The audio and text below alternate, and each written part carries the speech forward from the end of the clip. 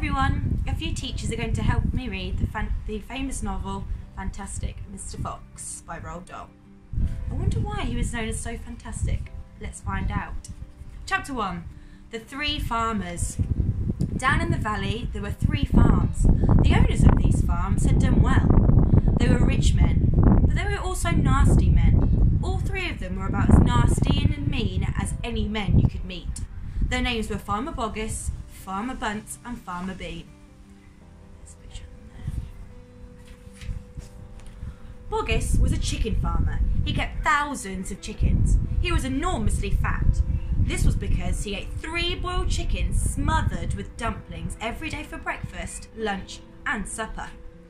Bunsen was a duck and goose farmer. He kept thousands of ducks and geese. He was a kind of pot-bellied dwarf. He was so short his chin would have been underwater in the shallow end of any swimming pool in the world. His food was donuts and goose livers. Ugh. He mashed the livers into a disgusting paste and then stuffed the paste into the donuts. This diet gave him a tummy ache and a beastly temper. I'm not surprised.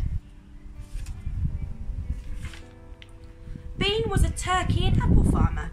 He kept thousands of turkeys in an orchard full of apple trees. He never ate any food at all. Instead, he drank gallons of strong cider which he made from the apples in his orchard. He was as thin as a pencil and the cleverest of them all. Boggis and Bunsen and Bean, one fat, one short and one lean. These horrible crooks, so different in looks, were none the less equally mean. That is what the children round them used to sing when they saw them. Chapter 2. Mr. Fox. On a hill above the valley there was a wood. In the wood there was a huge tree. Under the tree there was a hole. In the hole lived Mr. Fox and Mrs. Fox and their 4 small foxes. Every evening as soon as it got dark, Mr. Fox would say to Mrs. Fox, "Well, my darling, what shall it be this time? A plump chicken from Boggis, a duck or a goose from Bunsen, or a nice turkey from Bean?"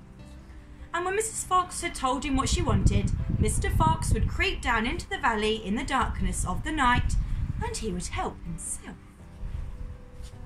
Well, this is not going to work out very well for Mr. Fox. Boggis and Bunsen and Bean knew very well what was going on, and it made them wild with rage. They were not men who liked to give anything away. Less still did they like anything to be stolen from them. So every night each of them would take his shotgun and hide in a dark place somewhere on his own farm, hoping to catch the robber. But Mr. Fox was too clever for them. He always approached a farm with the wind blowing in his face, and this meant that if any man were lurking in the shadows ahead, the wind would carry the smell of that man to Mr. Fox's nose from far away. Thus, if Mr. Boggis was hiding behind his chicken house, number 1, Mr. Fox would smell him out from 50 yards off and quickly change direction, heading for chicken house number 4 at the other end of the farm. "Dang and blast that lousy beast!" cried Boggis. "I'd like to rip his guts out," said Bunsen. "He must be killed," cried Bean. "But how?" said Boggis. "How on earth can we catch the blighter?" Bean picked his nose delicately with a long finger. "I have a plan," he said. "You've never had a decent plan yet," said Bunsen. "Shut up and listen," said Bean. "Tomorrow night we will all hide just outside the hole where the fox lives. We will wait there till he comes out. Then, bang, bang, bang, bang." "Very clever," said Bunsen. "But first we shall have to find the hole." "My dear Bunsen, I've already found it," said the crafty Bean. "It's up in the wood on the hill.